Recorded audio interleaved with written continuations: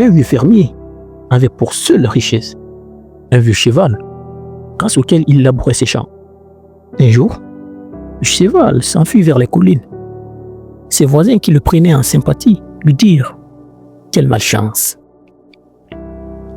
Et le vieux lui répondit « Chance ou malchance, qui peut le dire ?» Une semaine plus tard, le cheval revient des collines avec un troupeau de chevaux sauvages. Et les voisins félicitèrent le fermier pour sa bonne chance. Il répondit encore « Chance ou malchance, qui peut le dire ?»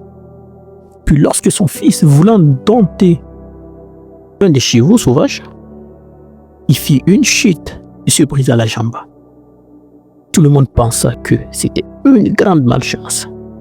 Le fermier, lui, se contenta de dire encore « Chance ou malchance, qui peut le dire ?»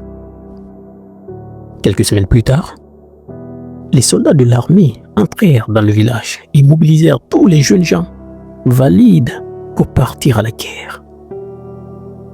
Et quand ils aperçurent le fils du fermier avec sa jambe cassée, ils le dispensèrent du service. Est-ce de la malchance? De la chance? Qui peut le dire? Tout ce qui, à première vue, semble un mal, peut en fait être un bien déguisé.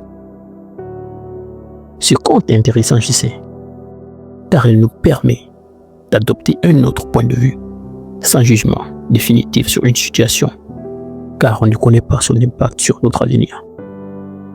Vous devez savoir une chose, lorsqu'une situation vous semble négative, au lieu de vous focaliser sur cet aspect, vous pouvez essayer d'émettre des hypothèses sur ce qu'elle pourrait amener de positif dans votre vie, dans un futur loin ou moins proche. Donc, si c'est possible que quelque chose vous arrive dans la vie, avant de rester là à vous plaindre, à dire que c'est de la malchance, peut-être que c'est votre chance. Et ce compte en est la preuve. Merci, c'est Albert.